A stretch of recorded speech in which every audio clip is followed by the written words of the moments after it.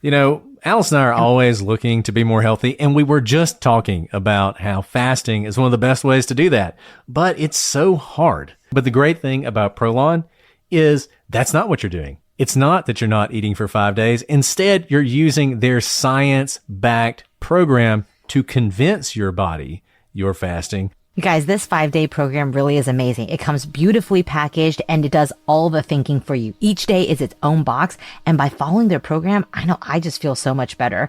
And I can't wait to experience Prolon Next Gen and continue to see results. For a limited time, you can be first in line to experience the new Next Gen at special savings. Prolon is offering the Prosecutors listeners 15% off site-wide plus a $40 bonus gift when you subscribe to their 5-day program. Just visit prolonlife.com/prosecutors.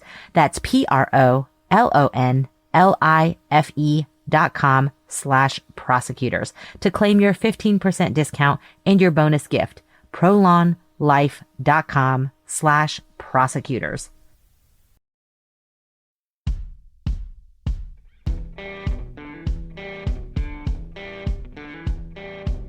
I'm Brett, And I'm Alice. and we are the Prosecutors.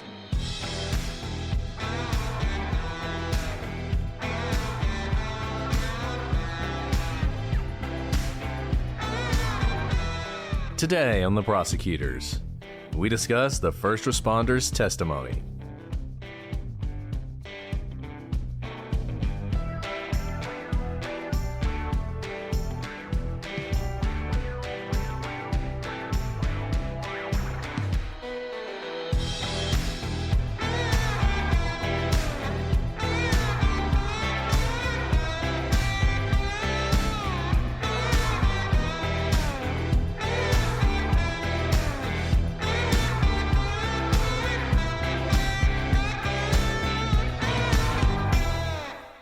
Hello, everybody, and welcome to this episode of The Prosecutors. I'm Brett, and I'm joined, as always, by my lighthearted co-host, Alice. Hi, Brett. Anything but, especially when you spend all day listening to the Karen Reed trial at 1.5 speed. The I actually thought sacrifices we people make. in my life were talking too slowly because I had been used to it.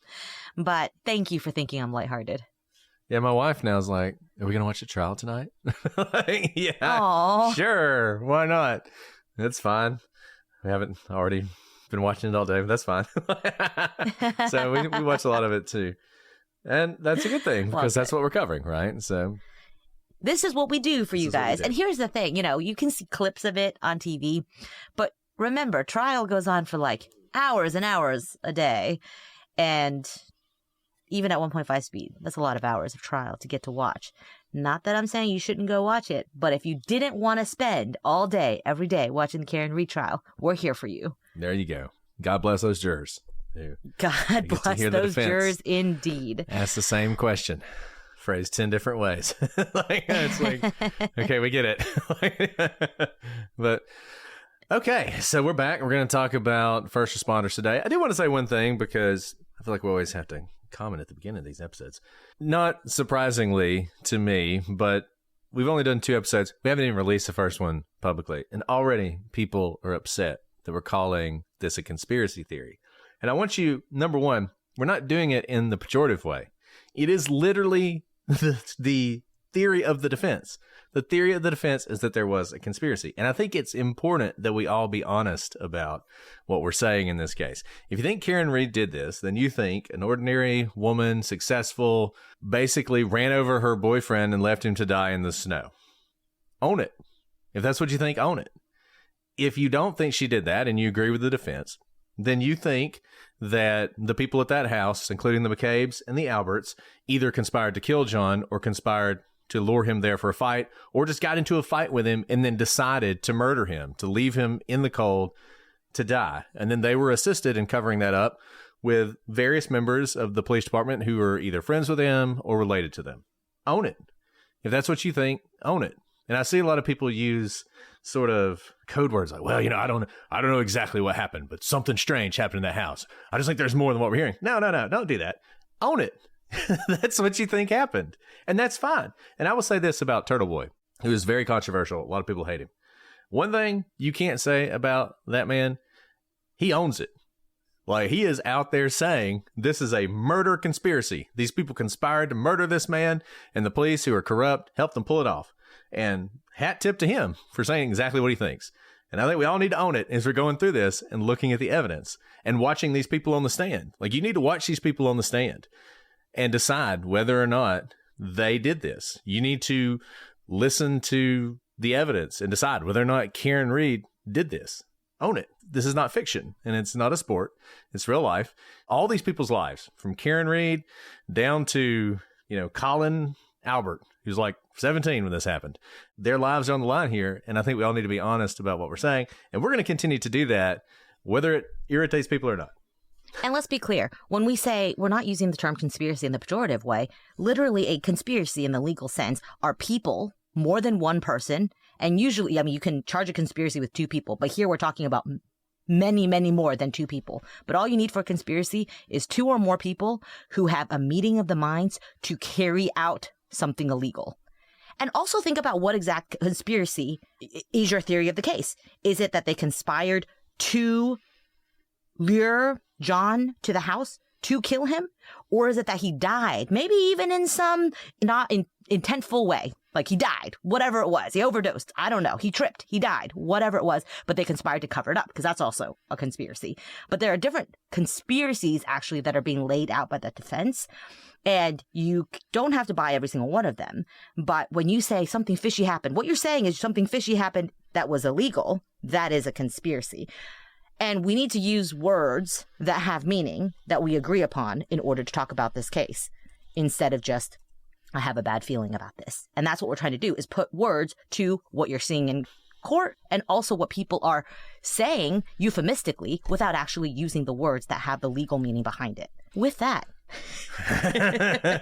With that, though, this is why it's important, because we are going through witness testimony, and these witnesses were at the prosecution phase of the case. As of the time of recording, the prosecution is still presenting their case. So, of course, they're the ones calling the witnesses to make sure there's evidence to meet the legal standard for the charges that Karen Read is indicted with.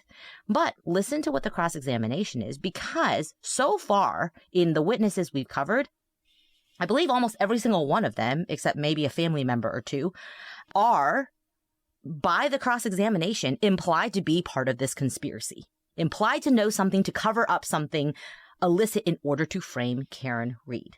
So that's why this is important, because even though these are prosecution witnesses, the defense is starting to put on its conspiracy case now. And we're going to see more of that today. And just one aside, Turtle Boy, if you don't know who that is, he's a blogger in Massachusetts, a citizen journalist who uncovers corruption in the police and truly believes that Karen Read is innocent and there is a corrupt cover-up. And he has been very vocal about that, to the point that I think he currently has 16 felony charges for witness intimidation. So he's very passionate and committed. And, you know, if you watch the trial, occasionally you see arguments about whether he can be in the courtroom or not. So he's very much a part of this case. But with all that said, let's get to Anthony Flametti. Okay. Anthony Flametti. He is a Canton firefighter, and when you watch him testify, and there's a lot that he's going to say, cross-examination is pretty arduous. I mean, I think it's going to be arduous for just about all of the witnesses, but he's very matter-of-fact. He's non-emotional. He is, you know, a professional, and it comes off. It doesn't seem like he has an agenda. He answers the question before him, and he is a Canton firefighter. He said that when he arrived, he saw John O'Keefe. He said he saw something on the ground, who ended up being John O'Keefe. And he was covered by 4 to 6 inches of snow at the time that Flametti arrived on the scene. Now, in contrast to Nettle, who we talked about last time, Timothy Nettle, also a Canton firefighter, who had said, remember, that he saw John O'Keefe in like a big, heavy coat dressed for the weather. Flametti said that John was underdressed for the weather, in that he just had a long sleeve t-shirt on and jeans. Now, he did see Karen Read on the scene, and he said that she seemed incredibly distraught and was kind of running back and forth in a frantic manner. And he tried to engage her, asking questions about John and what was going on. But all she would say over and over in this frantic state was, I hit him, oh my God, I hit him. And he testifies to trying to ask her specifics, like you hit him where, with what. But that's all she continues to say. She's not really engaging in this conversation because she's not really in a state of mind to be conversing. Now, then the prosecution kind of leads him through all of the interventions that were done to attempt to save John's life. They talk about his body temperature and all through these interventions, it's clear that Flamati is, again, that very matter of fact, like, well, we're there to try to see if there's life-saving capabilities. If he's, if there's no lividity, then we can try to save his life. If his limbs move and there's no, rigor mortis, there's hope. So we're going to do certain life-saving measures that could help. And he says that. He says the limbs were moving and there was not the lividity. And so that's why they were doing life-saving measures. And he says, I focused on that because my job as a firefighter was to try and save his life if that was possible at all.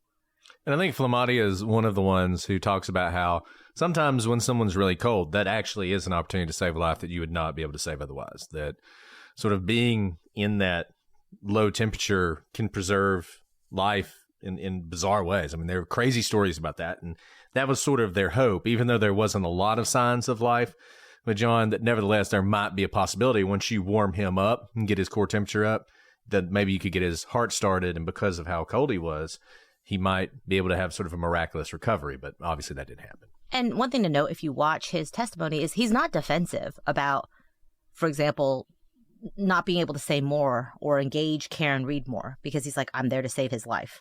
That was my job.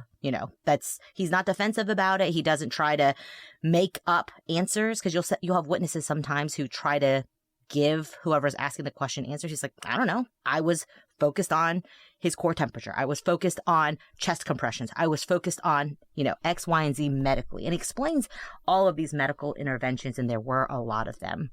Then, of course, the defense gets to cross-examine him. And the defense noted that the conversation he said he had with Read, where Read was saying, I hit him, oh my God, I hit him. This wasn't actually in a report anywhere created by Flamati. Now, remember who Flamati is. He's a firefighter. Now, Flamati notes that that's because his report writing ends at the transfer of the patient. So it's not likely to be in any report. One thing to note, though, so he's saying that's not my duty, right? Like if you were a police officer, we talked about earlier that when a police officer doesn't put something like, I hit him, it's my fault, in the police report, that's a problem. But he's a firefighter who's there to save life. One thing to note, though, when he testified at the grand jury, he did testify about this conversation with Karen Read, and it's consistent with what he testified to at trial. Now, Flamati does recall telling the doctors and nurses that there was a question about whether John was hit by a vehicle. The defense attempts to make something of him having never said anything about this before. Like it was a Perry Mason moment. Like, you're just now telling us that you doubted whether it was a vehicle that caused these injuries? And Flamati says, no one ever asked me what I said to the doctors. And the reason I said that to the doctors is that was for medical purposes. So it wasn't me investigating. It was me trying to do everything I could to save John's life. And then the defense puts on the TV for everyone to watch dash cam footage. This is Officer Serif's dash cam. And then I didn't think this was like great trial presentation for whatever reason. The screen is like split in half horizontally. So like Serif's dash cam is on one half of the screen and the other half is actually Officer Good's dash cam, but they're not like at the same time. Like one is a parked car, the other one is driving through the snow.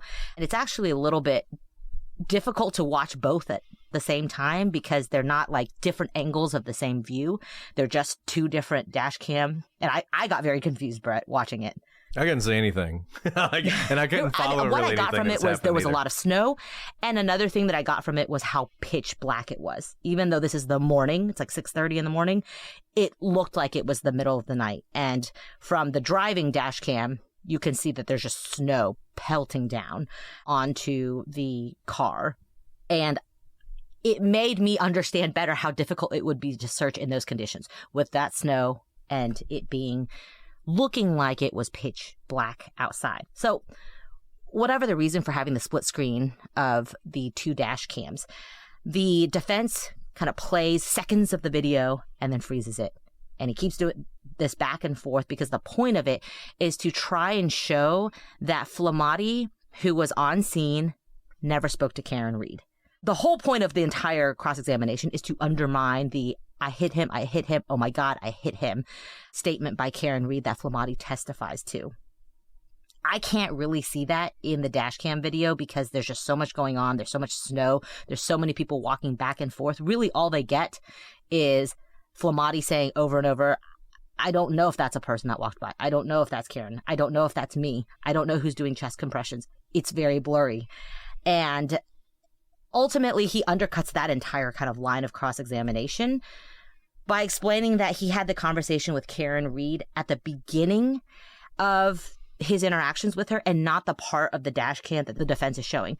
And that makes sense. I can understand that because when you get to a scene and someone's there, you probably try to talk to them first as you're trying to figure out how to save this man's life, right? Rather than trying to save his life and then later on, 30 minutes later, turning to the woman who is frantically screaming right next to you to get more information, right? So it makes sense that it would happen at the beginning. I thought this was ineffective cross. It dragged on for a very long time. It spanned multiple days, or 2 days at least.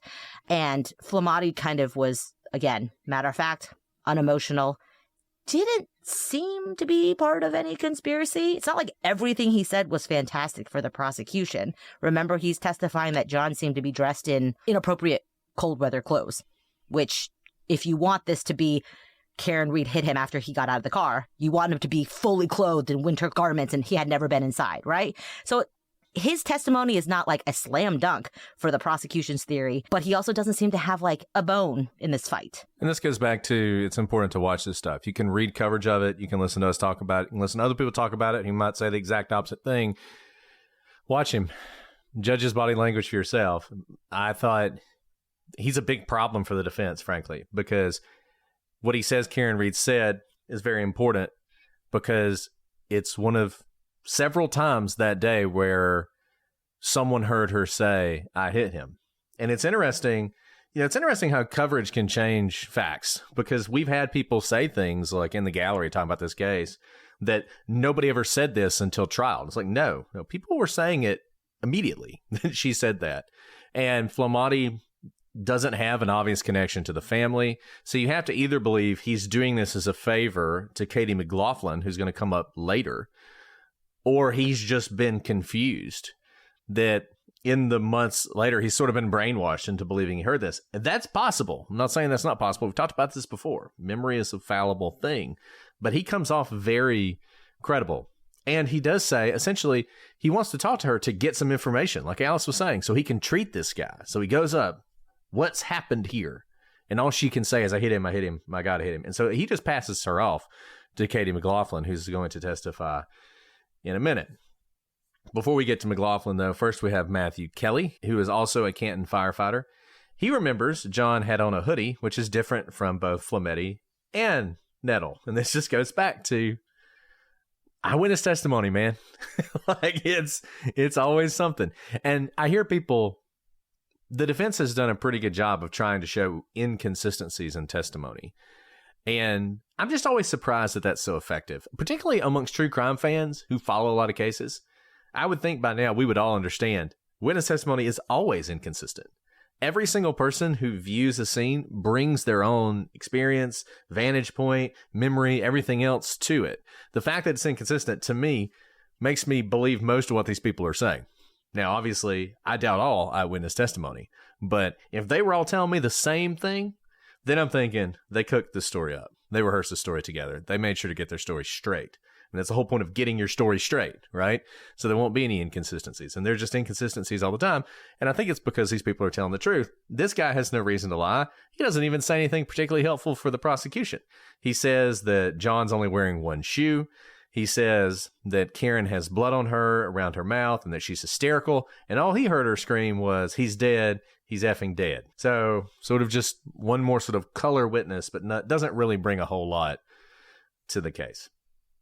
Then there's Francis Walsh, who's another relatively short witness, also a firefighter in Canton, said it was snowing a lot and windy. which is pretty obvious from the video. He only remembered Karen asking if John was alive.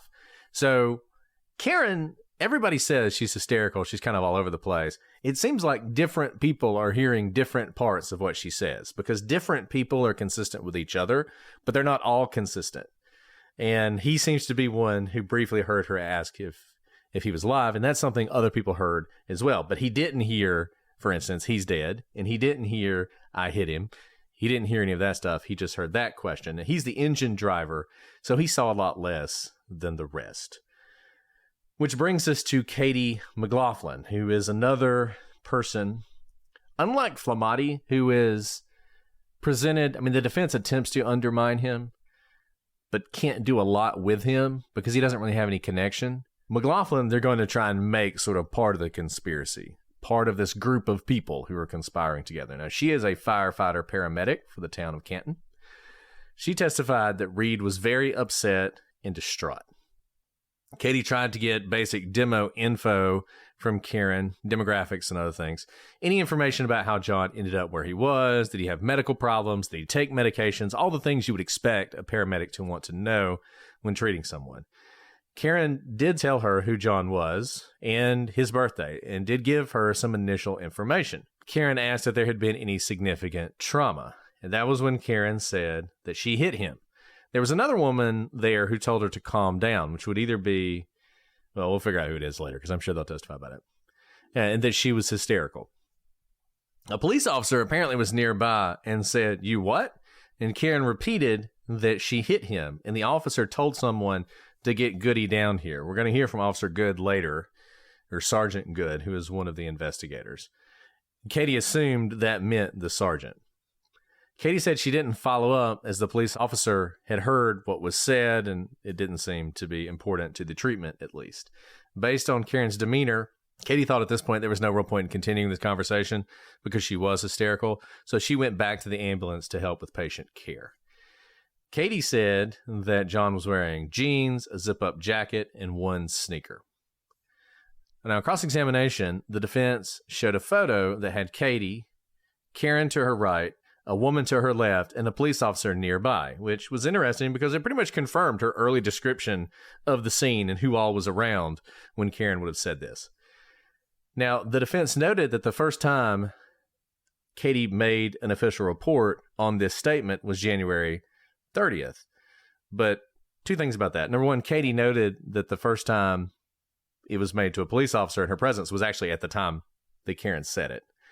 And also note that January 30th is the next day. So it's not as if Katie waited a long time to tell this. This isn't a LaFoon situation where 15 months later she walks in the prosecution's office and says, "Oh, by the way, Karen Reed said she hit her." Now, the defense says that Katie told Trooper Proctor, who is our lead investigator, who's going to play a big role in this, that the statement was made to the woman, not her. Now, the defense is very good at trying to pick out inconsistencies. This is a relatively minor inconsistency. These people are all standing around together. Whether I hit her was made in the direction of the woman or in the direction of Katie or in the direction of the officer isn't really all that important. Katie says it was in response to something that she had asked, but Karen was looking at the woman at the time when she made the statement. Now, there's one thing that I thought was interesting, just for those of you who enjoyed our hearsay episodes. The defense actually elicits hearsay through a leading question, asking Katie, "Are you aware that the woman said Karen said X, Y, and Z?" This, of course, is Karen's statement, offered for the truth of the matter asserted, told by a second person, offered for the truth of the matter asserted, to someone else, presumably a police officer, who now the defense is referencing. That is not objected to, which surprised me because that's a lot of hearsay all wrapped into one. But you remember what we say, though? Hearsay, the thing with hearsay is if it's not objected to and no one, like the judge doesn't say you can't testify to hearsay, it comes in. That's the crazy thing. So actually it could be strategic when you don't object to hearsay. Like you're like, well, I want to know what it is and it might be good for me. And Katie, of course, didn't know this because she's not privy to what the person said to the person, right? But whatever. It was just a way for the defense to get that statement in and, without having to put that person on the stand. And it worked because it wasn't objected to. So Katie went on to say that she told firefighter Nettle and Flamati that Reed said she hit John. asked if she wrote a report, and Katie said that in this scenario, she was not a report writer. And the defense is trying to use the tried and true report writing technique that you use on police, but it doesn't work as well with firefighters and first responders because their job is not really to gather evidence of a crime. Did you know that parents rank financial literacy as the #1 most difficult life skill to teach? Meet Greenlight, the debit card and money app for families. With Greenlight, you can send money to kids quickly, set up chores, automate allowance, and keep an eye on your kids' spending with real-time notifications. Kids learn to earn, save, and spend wisely, and parents can rest easy knowing their kids are learning about money with guardrails in place. Try Greenlight risk-free today at greenlight.com/Wondery. Ryan Reynolds here from Mint Mobile with a message for everyone paying big wireless way too much. Please, for the love of everything good in this world, stop. With Mint, you can get premium wireless for just $15 a month. Of course, if you enjoy overpaying, no judgments, but that's weird. Okay, one judgment. Anyway, give it a try at mintmobile.com/switch. Upfront payment of $45 for 3-month plan, equivalent to $15 per month required. Intro rate first 3 months only, then full price plan options available. Taxes and fees extra. See full terms at mintmobile.com. Bombas makes the most comfortable socks, underwear, and T-shirts. Warning, Bombas are so absurdly comfortable you may throw out all your other clothes. Sorry, do we legally have to say that? No, this is just how I talk, and I really love my Bombas. They do feel that good. And they do good, too. One item purchased equals one item donated. To feel good and do good, go to bombas.com/Wondery and use code WONDERY for 20% off your first purchase. That's BOMBAS.com/Wondery and use code WONDERY at checkout.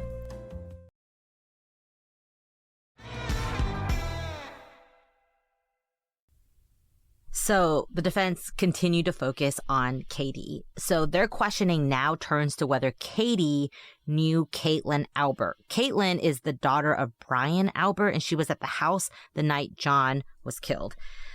This whole point of this part of the cross-examination is to basically show why Katie would have loyalties to the Alberts to have buy-in to be a part of this conspiracy. So she testifies that she did go to high school with Caitlin Albert and that they were acquaintances.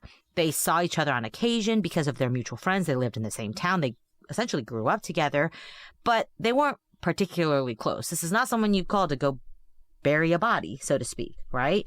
They would not hang out one-on-one, said Katie. This is one of the many sidebars that happen. So outside of the presence of sidebar, is am I saying it right? Sidebar. You're doing it right. Sidebar. Sidebar. Outside the presence of the jury, the defense further questioned Katie. And the reason this is a sidebar, by the way, is because they're trying to bring in evidence, I think pictures, that they had not previously shown the prosecution. So this is, you can absolutely object to this because you can't have last minute, kind of surprise elements. So this is why everything's happening outside of the jury. It's not because of some legal thing. This is late produced. We haven't had a chance to look at this. We haven't had a chance to decide if we want to object to this.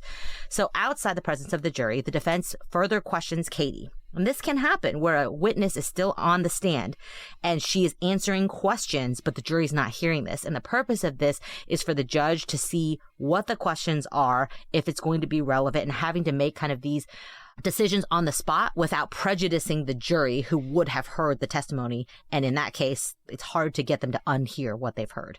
We had a whole day of this in Murdaugh, you may recall, where we did like a whole day of testimony about all the stuff Murdaugh had done financially. And then the judge had to decide what to let in front of the jury. And that's basically what's happening here. Yeah. So there's all these pictures, and the purpose of these pictures is to show how close Caitlin and Katie are. Of course, the prosecution, as they should, because they hadn't seen these photos previously, object to them.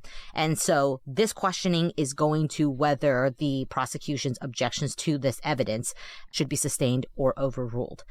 So the defense shows a picture to Katie of Caitlin's Facebook page listing Katie as one of Caitlin's friends. I don't like to call people out on their ages typically because I am also getting up in my age as well. But this was definitely a boomer moment because I was like, really? How many friends do most people have? And the fact that you are friends with someone on Facebook could mean nothing, right? I've accepted friends where I'm like, did we go to high school together? I'm not sure. And I'm friends with a lot of body people. for all of you who I'm friends with on Facebook. Every one of you. I was going to say, especially if you like had a common connection, like you went to high school together. I think I'm friends with like maybe 1,000 people I went to high school with whom I haven't spoken with in decades, right? So this was, I thought, incredibly weak. It wasn't like they listed each other as cousins, you know, or like sister from another mister sort of situation. It was straight up, they are friends on Facebook. But it does get better. It does get better than that. I just thought that was a very weak sort of thing, even though the defense really harped on it and wanted it to be significant. They then move on to, I think, better evidence of them being friends. They show a photo of a bunch of people together, and it includes Caitlyn and Katie in this picture, but it wasn't just the two of them. It was a lot of people. Katie looks at the photo and she says she doesn't recall when or where it was taken, though it appeared to be from around 2014, 10 years ago. Probably close in time to when they graduated high school, or at least 10 years in time closer to when they graduated from high school. After showing yet another photograph, which Katie, again, didn't really particularly remember, which had about 12 people in it, again, big group of people with both Katie and Caitlyn in it, the defense pulls out yet another photo, and this one, again, includes both Katie and Caitlyn.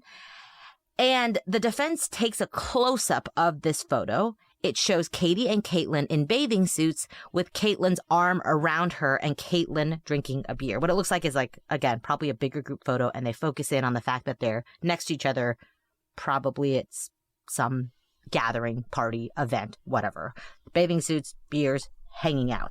This was not, it did not have any gotcha moments for me where it was like so clear that they were the call me if you have to bury a body sort of situation. They were clearly in the same group of friends, acquaintances, all things that Katie actually testified to. So after this voir dire, and this is what it's called when Katie's being questioned outside of the presence of the jury, the judge sustains the prosecution's objection to these photographs since they were not shown to the prosecution ahead of time and didn't really elicit value to Katie's testimony. But the judge does allow the defense to ask questions about the relationship between Katie and Caitlyn, but can't show these photos and can't really delve too deeply into it because we're kind of getting into the realm of irrelevance. The defense essentially asks questions about the pictures without showing them, which really skirts the line of the judge's sustaining of the objection, but they do it. She shouldn't have sustained the objection if she was going to allow those questions because it was just weird to ask questions. Are you aware there's a photograph of you in a bathing suit with your arm around? It's like, why do we do it? Anyway. I agree. I mean, it's confusing. We know what's going on, but the jury doesn't. And essentially by asking those questions, then everyone's thinking, well, is there a photo? I guess there is a photo. And the whole point was you don't get to show the photos. But anyway, on redirect, the prosecution notes that the civil service, remember Katie is in the civil service here, like many towns, they give you like extra credit for serving in your own hometown, right? You don't want a brain drain or what it's called when people leave their town. They want to draw people back to their hometown where they're invested and raise their families back in their hometown. And so the fact that Katie is from this town, comes back, gets extra credit, you know, in her civil service for serving here, it is not surprising that she knows or is acquainted with people who she responds to on her calls in her job. And let me just say, I thought there are going to be parts of this conspiracy the defense does a pretty good job with. I thought this was a mistake because, to me at least, this whole series of questions made me doubt the conspiracy from the very beginning because there was no... She went to high school with the girl. The last time they were together was at somebody's baby shower 4 years ago. Is she really, based on that, the next day going to tell police that this woman who she doesn't know said that she hit a man who died to protect someone from her high school? Is she really going to do that? Is that really believable? You know, the defense spent so much time on, because basically she said, well, I think we're more of acquaintances than friends. We're not close friends. And the defense just kept hammering on this. It's like, guys, this is all you've got is some photos of her and a bunch of friends at the beach drinking beers. That's all you got from when they were like high school. And you could explain what Karen Read is saying, just accept that she said that, and she's hysterical. He's dead. She doesn't know what happened. The only thing she can imagine is that somehow when she dropped him off the day before, she hit him, and now she's crushed by guilt. And only later did she realize that no, in fact, the Alberts did this. They're the ones responsible, not her. But you could have just done that, and you could have explained this away. But instead, you try and wrap this into the conspiracy. And so what you're doing is you're expanding this conspiracy. Like, this conspiracy at its broadest point is huge. Because this would mean you've got the Canton firefighters who are involved as well, through Katie McLaughlin, who has influenced other members of the firefighting group to agree with her to repeat this testimony, to perjure themselves and say that they heard Karen Read say this, or she's subtly manipulated their minds until they believe this happened. And that is, of all the things they're going to say, the least believable part of the conspiracy. And by having that weak link in the conspiracy that I don't even think you need, it undermines a lot of your future, much better evidence of a conspiracy. So that brings us to Greg Woodbury. He is also a member of the Canton Fire Department. He says that the police were there when they arrived. John was laying on his back in the snow. In fact, he was covered with snow, as was the area around him. CPR had been begun, but John had no breathing and no pulse. They put John in the ambulance, and after, McLaughlin entered the ambulance and told them someone said she had hit him. Hugely important, right? Because now you've got Greg Woodbury, right after you've got the defense accusing them all of being involved in this conspiracy, of essentially, and remember, the rule has been invoked, so he's not supposed to be in there when Katie is testifying. He's not supposed to know what she said. He is now confirming that immediately after seeing Karen and hearing this, Katie said this to them, not even the next day, immediately, which means either the conspiracy got going really fast and Katie somehow was wrapped up in that conspiracy very quickly, or that's just what she heard her say. Either way, so he says that later that day, Woodbury would be called back to Fairview Road to conduct something called a Section 12, which is what they call it in Massachusetts when someone appears to be suffering from a psychological issue. There's going to be a lot of testimony about this and about whether or not Karen Read was exhibiting sort of maybe potentially suicidal tendencies, which once again doesn't really tell you a whole lot about whether she did it or didn't do it, but is a fact of this case. Reed did not want to go to the hospital at that time, but she kept repeating, "Is he dead? Is he dead?" So another paramedic firefighter for Canton testifies, and it's Daniel Whitley. So Whitley testifies that he nearly slid off the road going to the Section 12 call that he worked on with Woodbury.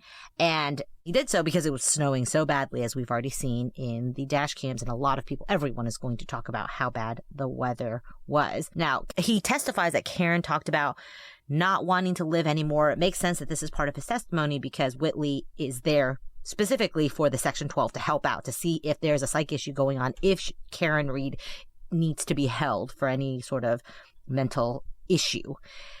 So Karen talks about not wanting to live anymore if her husband dies. That's what Whitley testifies to, which honestly they thought didn't really rise to the level of Section 12, but was actually part of the normal grieving process, the shock of seeing someone that you love or in a relationship with dead in front of you. And also kind of confirming what Woodbury said, Whitley says that Karen kept asking if John was alive or dead. And also went on to ask how long someone could live in the snow. That's important because if the prosecution's theory is that Karen hit him hours earlier, then how long he's in the snow is relevant. And it shows kind of that intent of knowing that she actually hit him back then and that he was in the snow for many hours. And Whitley would also testify that Karen kept going from crying to all of a sudden being perky, like perking up, being okay, then crying, which honestly is probably also part of the grieving process, part of the shock. And he testifies that Karen is crying about having to take care of kids and that she couldn't do it alone. It was too much. And he said that she did have a good support system. And she asked if he knew Carrie Roberts. Now, Whitley responded yes and just said that Carrie Roberts was nice. And she said anyone who knew Carrie Roberts wouldn't say that, which is kind of a strange thing to say at that time. And Whitley testified that it kind of shocked him that at this moment, with John O'Keefe, lying lifeless in front of him, she raises Carrie Roberts and says, if you really knew her, you wouldn't say she's nice. Whitley goes on to say that Karen kind of goes from being despondent to snarky when she's asked about Carrie Roberts. Now, this is objected to because it's not relevant, and the court ultimately strikes the part about him talking about Karen being snarky. So then Jason Becker testifies. He went with Whitley to the Section 12, which, by the way, it was her dad who called him with concerns about Karen that led to the Section 12 in the first place. The main point of this witness was that Reed was upset that the last interaction she had with John was that she got into an argument with him. She also at one point asked if she could have hit him, which is different from I did hit him. Like, could I have hit him? And it's something the defense tries to focus on as maybe what she said to everyone. There was an unusual back and forth with the defense about whether Becker initially said that Reed had denied taking drugs or alcohol, but then admitted to drinking alcohol. I didn't really understand why this was particularly helpful for the defense to bring this out, because Becker didn't really seem like a guy who's trying to hurt Karen, and getting more testimony about her drinking isn't necessarily a good thing. By this point, you can sort of see the development of the prosecution's story here. So you have Karen, she's driving John over to this house. They get into some sort of argument. She hits him with a vehicle and leaves.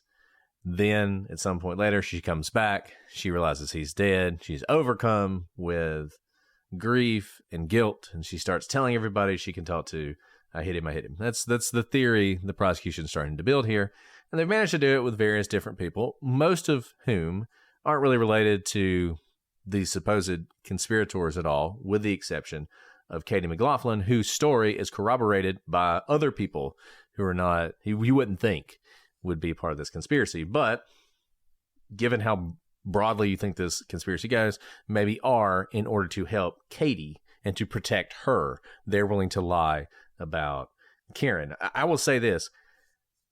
If this turns out to be a conspiracy, get yourself some friends like the people in Canton have, because they have apparently built like a tight-knit community that will defend each other against outsiders, even when the connections between them are relatively limited, if you buy the sort of full-scale conspiracy. As I've said before, I thought this was a really weak part in the defense, and they should have kind of let this go. So next, Paul Gallagher testifies. He's from the Canton Police Department, and he's a lieutenant.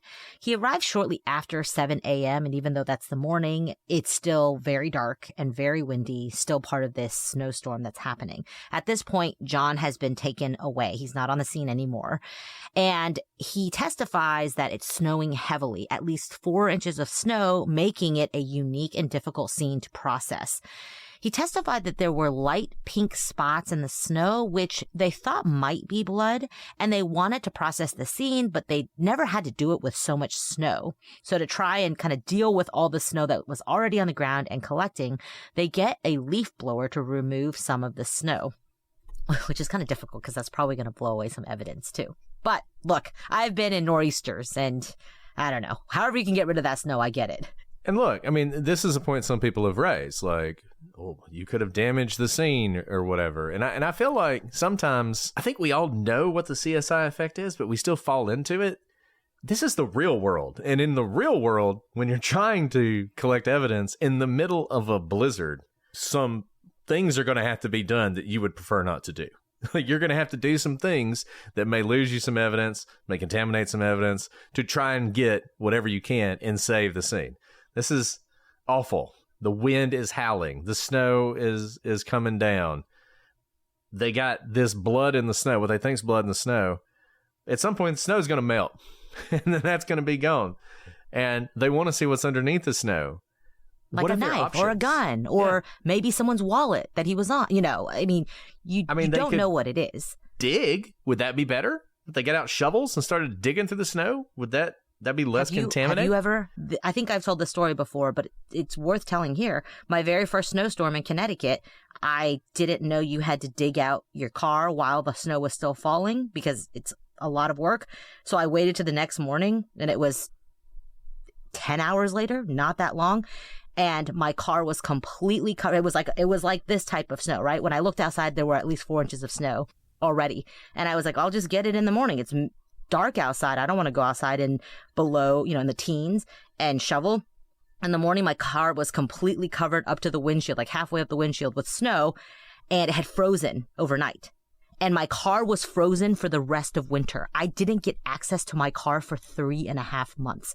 That may happen here, right? This is a nor'easter. If they waited, it could freeze or it could melt later. There's actually so much that could happen. And so there are kind of extreme measures, and you're thinking on the spot, what can we do? We have a man who is at the hospital, might be dead, but we're trying to process the scene in the midst of this storm.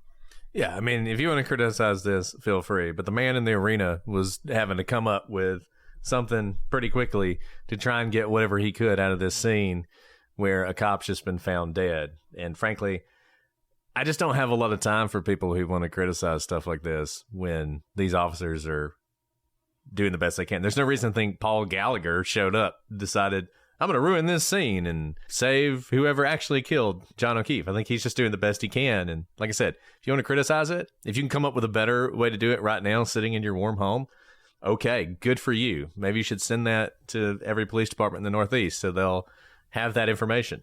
And here's the thing. Gallagher addresses this. He said that it's not like he just was like, let's get a leaf blower and blow away all the evidence. He's saying, I'd actually seen someone use this tactic before in processing a scene when there was a lot of snow. So it's 7 a.m. We're trying to figure out what to do. And I'm like, you know what? I saw someone do this before. So I grabbed a leaf blower. Makes sense, right? It's not something he made up on the spot. He'd seen it done before. In any event, it happened, right? It did happen. And that's part of what you have to deal with. And the police took pictures of footprints in the snow and what they thought might be blood. But at this point, the winds were so high, they couldn't put up a tent to kind of preserve the crime scene. And the situation was extremely difficult. Honestly, this makes me think of like Dyatlov Pass, where they couldn't get their tent put up because the wind was so strong. Similar here, right? This is not a controlled environment whatsoever. So then a video was played with Gallagher, Sergeant Lank, and Sergeant Good assisting him. In this video, you see them remove the snow layer by layer with the leaf blower. They're not just like blasting it. They're trying to kind of go through each layer because as the snow falls, evidence may be, kind of in between the snow. You're trying to see if each layer has something that is worth getting. That's what they're trying to do. And let me just say this. If you haven't seen this, watch it. Because actually, it was really effective. When they did it, it was kind of like amazing because you start to see the blood come out more and more. I don't know. I expected it to be a lot more sort of chaotic. Exactly. You know what I mean? I thought it was going to be like when my kids take the leaf blower and like things go everywhere. Rather, it's kind of like essentially trying to dust. If you had like a broom and you're dusting each layer, because that's exactly what happens in a snowfall, right? Things are covered up and it's quite literally layering on top of each other. So trying to remove layer and layer of snow to see what's underneath, and they do uncover things. And what you see in this video is they expose pieces of broken cocktail glass, and the light pink spots begin to turn dark red as they remove the upper layers of snow. So, I thought this was really interesting because it undercuts a lot of people's arguments that the leaf blower was a terrible idea. I'm not exactly sure with a shovel how you'd be able to do this same level of uncovering this evidence. So that's all they saw at that point, were the light pink spots turning dark red and the cocktail glass broken pieces. But the scene continues to deteriorate, and it's obviously an unusual scene. The officers asked a neighbor for some red Solo cups. Red Solo cups are going to be like the icon picture, whatever you want to call it, of this case, right? Because they want to put the apparent blood samples in these cups, like to scoop it up and preserve it, because they are, again, kind of in this unwieldy situation. So they do that, and they bag and seal these red Solo cups with apparent blood samples in them. The defense would make hay of this, noting these were the same kind of cups you would use to drink beer at a barbecue in, basically saying like how unprofessional this is, that they're treating a crime scene like a beer pong game.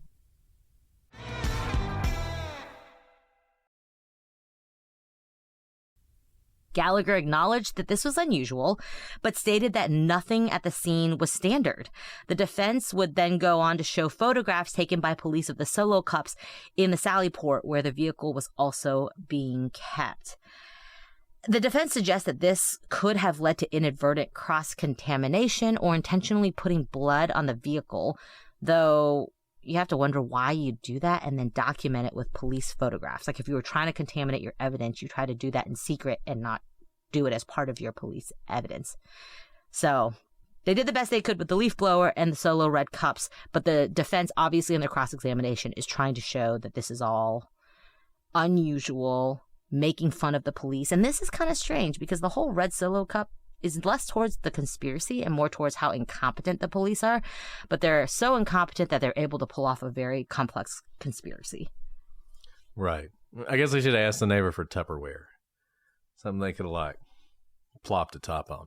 I mean, look, if I were in Canton or the Boston Police Department, I probably would try and have some sort of evidence collection tool that you could use in a situation like this, where you can collect snow essentially before it melts and keep it.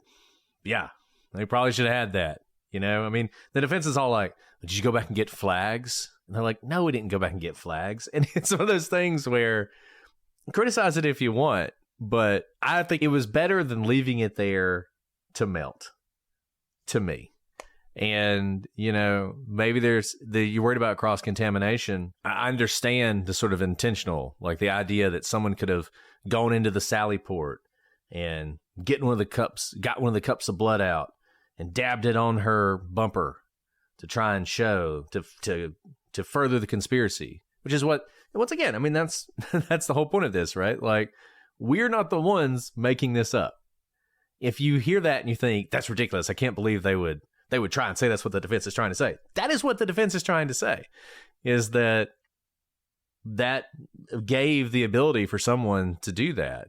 The cross-contamination is a little less problematic as far as like, I mean, I'm not exactly sure, like the Solo cups might have had unknown DNA. It seems like that actually would be better for Karen. Like I can't imagine a situation in which you got the Solo cups from the neighbors, collected the blood, and it ended up being bad for Karen Read. It's very unlikely that Karen Read, for instance, her DNA is going to be in that cup. But there might be all sorts of random DNA in there, and then you test it, and you're like, man, got all these potential people who maybe were involved with this, and their DNA is mixed with John's blood, right? Like, it would be bad if they went into Karen's car and took a bunch of red Solo cups in the back of her car that she had thrown back there to use to collect it, right? Then you can kind of understand they're, like, trying to plant her, you know, DNA on it or something. Yeah. And somebody in the chat says, well, maybe a local pharmacy was open.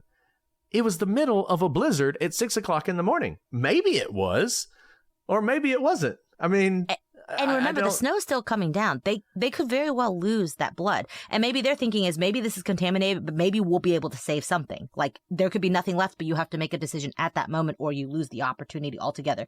We see this in all the other cases. John Bonet, whatever. They're like, why couldn't they have preserved more DNA, right? Who cares if it's contaminated? Like, that might be the one shred of evidence that could break the case wide open if we have genetic genealogy, whatever, right?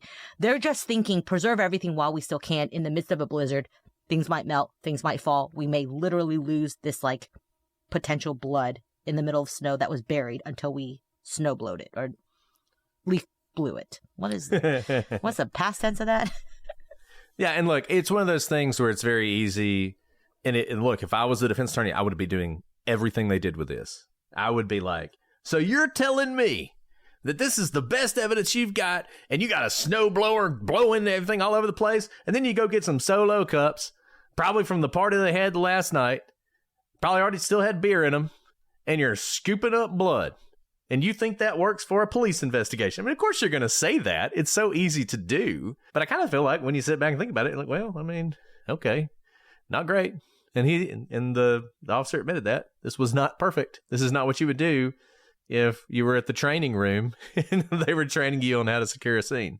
But it is what happened either way, and it is something that the defense is going to make hay of. So they take the blood samples to the station. At this point, Officer Lank and Gallagher, they return to the scene. It's around 9 a.m. now.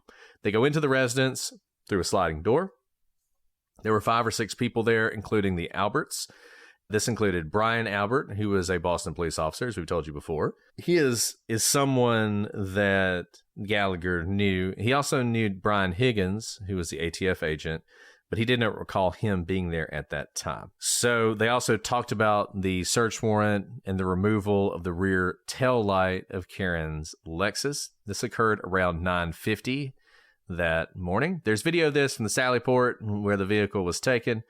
The SUV got there on January 29th and stayed there until February 1st when the state police arrived to process it. On cross-examination, in addition to the solo cups and general complaints about how the investigation was conducted, which you can expect, the defense noted that Gallagher didn't take any notes, was never interviewed by the lead investigator or anyone else until April 3rd, 2024. I also noted that Officer Lank, who took the initial statements from the Alberts, was friendly with the family. Gallagher was also asked about getting a search warrant for the home, which he did not do. Gallagher said there was no probable cause for such a warrant, and that the decision had nothing to do with Albert being a Boston police officer. After Gallagher returned to the station that day, he had a discussion with the chief about limiting local officers' involvement in the investigation, since this was a Boston police officer dead on another Boston police officer's lawn, and Brian Albert's brother Kevin was a detective with the Canton Police. This is eventually going to lead to the state police taking over this case, though, as we talked about earlier, that is not going to end the problems with the police investigation. In fact, it may make them worse. The state police investigation is going to end up being a pretty big problem for the prosecution, as we'll get to later on. So next on the stand is Sean Good, another Canton police sergeant who was on the scene that day. He testifies that Carrie Roberts had actually called in around 5 a.m. that morning asking if the police had locked up anyone matching John's description, since his girlfriend was worried about him. When Good arrived at the scene, he testified that it was snowing terribly, something we keep hearing from everyone and is absolutely the case. And he said that Karen was running around yelling, "Is he dead?" After leaving the scene, Karen's father called and told police he was afraid that his daughter Karen wanted to end her life, hence setting up the Section 12 hold. Now, on cross-examination, the defense continued to press the fact that everyone in this case knows each other.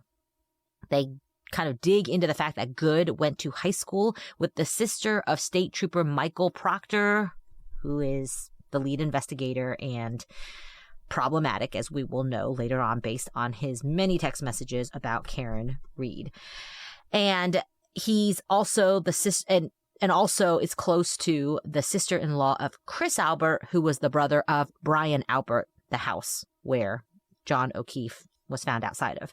And of course, they also dig into the fact that Good worked with Kevin Albert. Now, Good did not hear Karen say that she hit John. Remember, all he testified to was that she kept saying, "Is he dead?"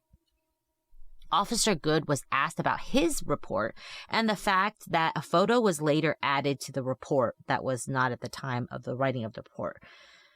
Good says that's really not unusual, and it's not unusual. You try to write these reports because you have lots of reports to write, and if you process your photos after the fact, think about your own photos, actually. Like, I take lots of photos, and it takes me a long time to go process it. When you're organizing your files, you may add it to the report, and that's what happened here. But the defense, again, is trying to basically have Good be part of the conspiracy and adding things that would frame Karen after the fact, and this picture is part of their narrative. Good is also asked on cross-examination about a time when Brian Albert's brother was charged with a hit and run. This was back in 2009, and after the finding the relevant vehicle at the very same house, 34 Fairview. This case was subsequently dismissed, and when the defense asked the question about the dismissal, the Commonwealth objected, and this objection was sustained, though one wonders how evidence that the police put together a case against one of the Alberts that was subsequently dismissed by prosecutors actually helps Reed to establish a police conspiracy here. So I think we were kind of going down a tangent here, but it's not even clear how this testimony, if allowed by the judge, would have helped the narrative that Karen was framed. Yeah, and there's a couple things about Good's testimony that, once again, if he's in on the conspiracy, you think he would say that he heard her say that she hit him. You would think that he would say that, but you don't have that. And then, you do have this whole series of questions about a time that the police put together a case. The police are not the ones who dismiss something. That's a prosecutor. Can be done for any number of reasons. Lots of different reasons. And I'll just go ahead and tell you, for whatever reason, in state prosecutions, most of them never go to trial. Even after they're indicted, they go away for whatever reason. Maybe some prosecutor was doing this guy a favor because he's a cop or because he's friends with cops. No idea. But the police put the case together. They didn't bury it. They didn't cover it up. They didn't create a conspiracy about how really it was the other guy's fault. Like, they followed the evidence and they put together a case on one of the Alberts. I think that says something.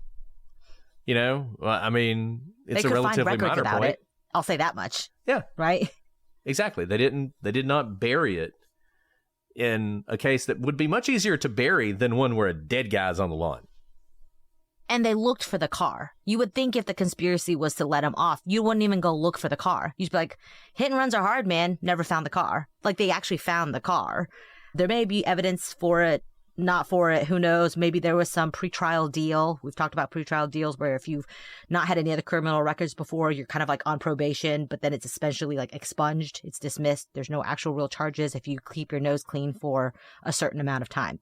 I don't know if that happened here or not, but I would think the conspiracy argument is stronger if they never went and found the car. But like, everyone in the neighborhood knew that the car was clearly damaged and was sitting at 34 Fairview. No, the police actually went to go find it. They found it and they documented it.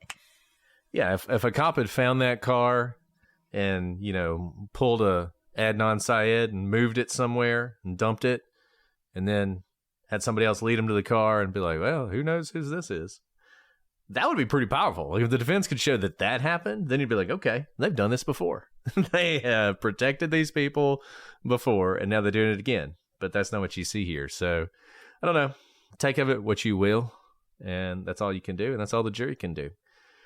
Okay, so next time we're going to get into Michael Lank, who was sort of the most involved officer in the investigation. We talked about several officers up to this point, but he's going to be important, and he's going to talk a lot about his connections to the Alberts and various things that happened during the investigation, as well as why we've mentioned this a little bit with Gallagher, but we're going to talk some about search warrants, probable cause, that kind of thing in the next episode. And then we're going to start moving into the people who knew John and were there the night this happened. We're going to get into all those people who ended up back at the Albert household, the McCabe's, the Alberts friends, John, well, depending on who you believe, all those folks and what happened that night, and really start to get into this story of how John ended up in the snow. So basically, if you're thinking about the prosecution's case, they did their sort of timeline thing where they talked about the finding of the body and everybody who was involved in that and the police officers who were involved in that. Now we're going to take a step back.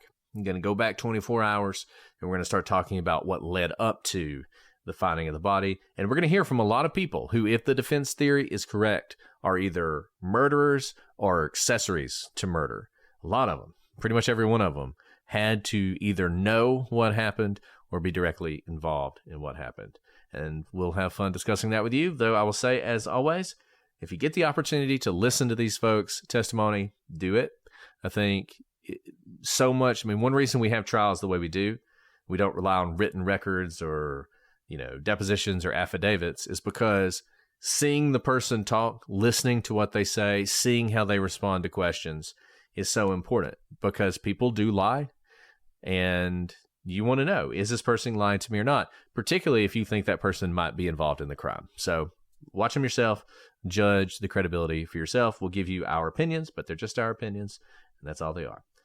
Okay, I know you guys already have thoughts about this case. Shoot us an email, prosecutorspod@gmail.com, @prosecutorspod for all your social media, though at this point I'm boycotting this case on social media. So maybe if you reach out there, you won't hear anything. Thanks to everyone who joined us again for this case on our Patreon page. This is like the third episode of this we've recorded this week. We've recorded a bunch this week. We've recorded a lot. Get a little bit ahead. We're trying to get ahead. Yeah, so we appreciate you guys spending all this time talking to us and hanging out with us. If you want to be a part of these live recordings, join our Patreon, and hello to all of those of you watching this video on YouTube. Well, Alice, before we sign off for tonight, I'm tired, so I think we're going to skip questions for tonight. But before we sign off for tonight, do you have anything else to say? No, I think everything you said about being able to watch it yourself is just important. You don't have to watch all, hundreds of hours of the trial. But I think it's important, especially on some of these key cross-examinations where the cross-examination is trying to point to involvement in a conspiracy, is to see how these kind of confrontational questions and implications, these are big implications to put on someone that they're part of a criminal conspiracy, how they respond to it.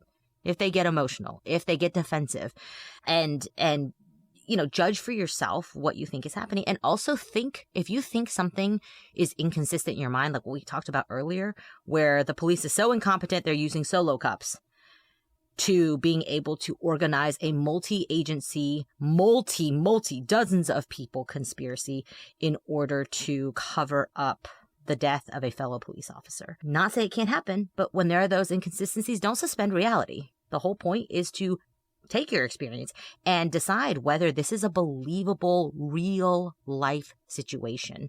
And if you have doubts about it, ask questions.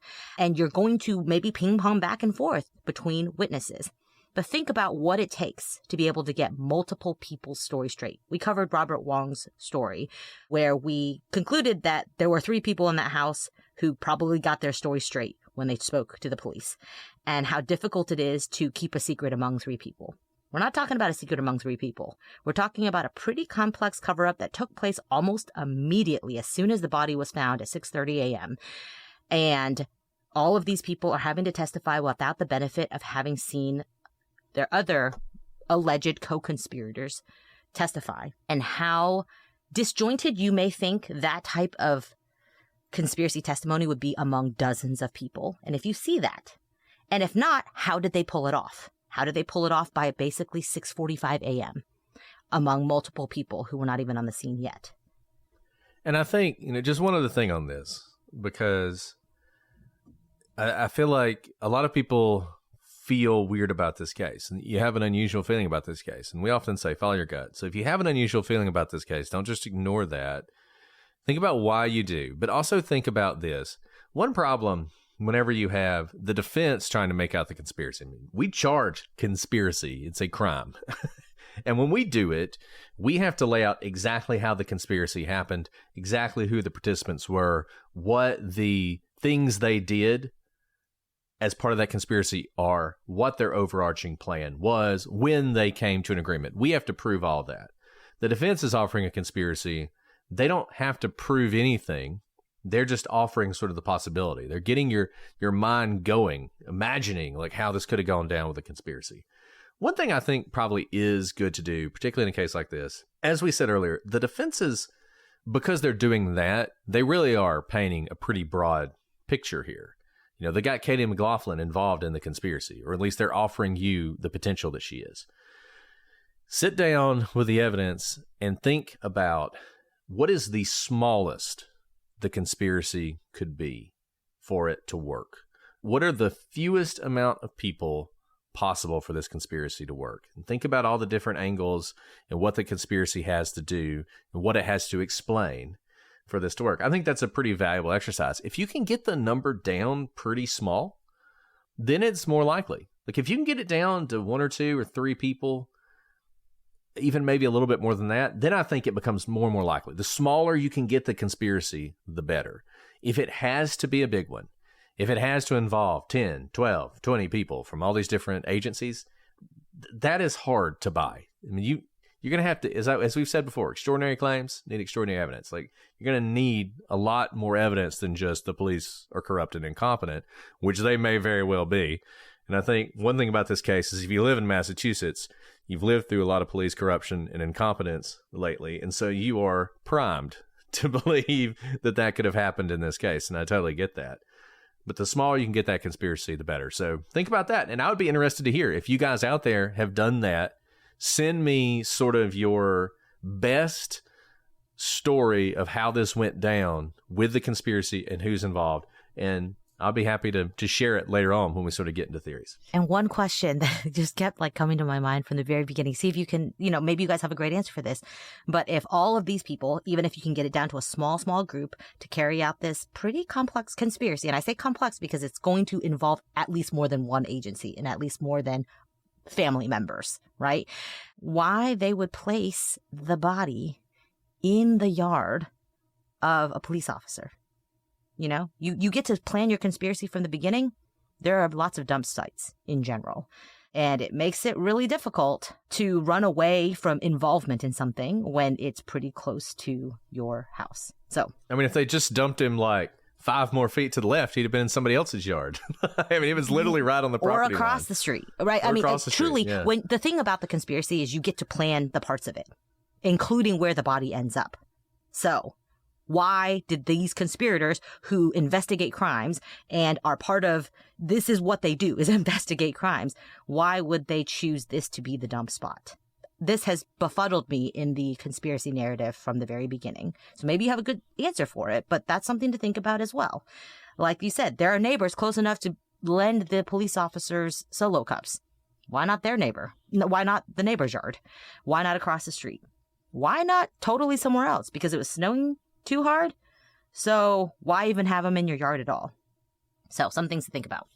Lay him in the street, and then maybe he gets run over by a snowplow. Yeah, then it's hard to know, like, who was at fault.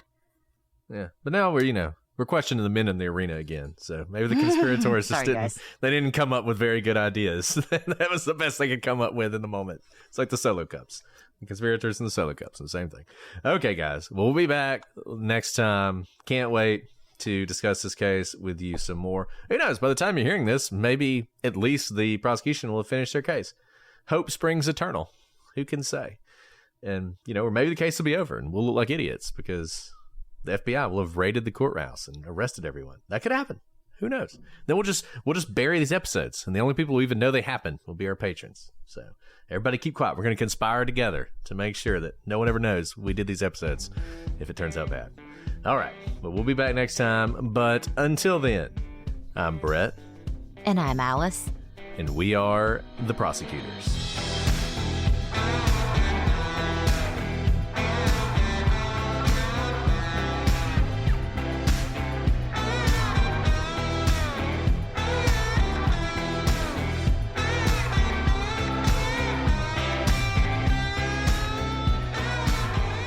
No, I mean, it's been better. And I get a little bit confused because I definitely zone out while I'm watching. Well, it's easy to zone out. Watching at 1.5 speed helps. Some of that. But you know what? It was funny because I forgot I was listening it at a fast speed. And at one point I was like, why is Flamati speaking so weirdly? And I was like, oh, right. Because I have it on high speed.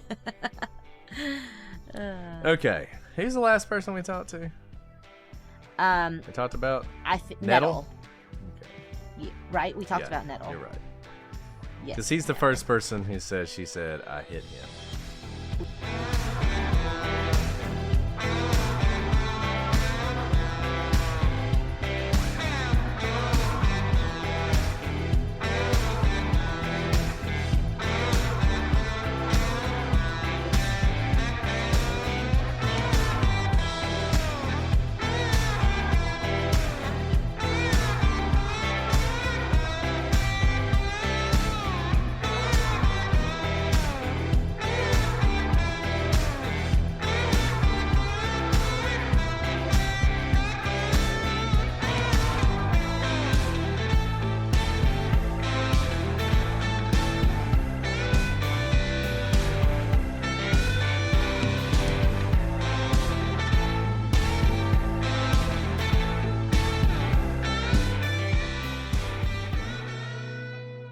Why would you I couldn't do that? see anything. I was like, stop doing it this way. This video is terrible. They didn't have to do that. No, they because didn't. They didn't even compare them. It was like they looked at both at different times. You I could have done know. them at separate times. It's like, and It they're really- asking I you was to very look and see things. You're like, I can't see anything because there's only half the screen. Because it's half the screen.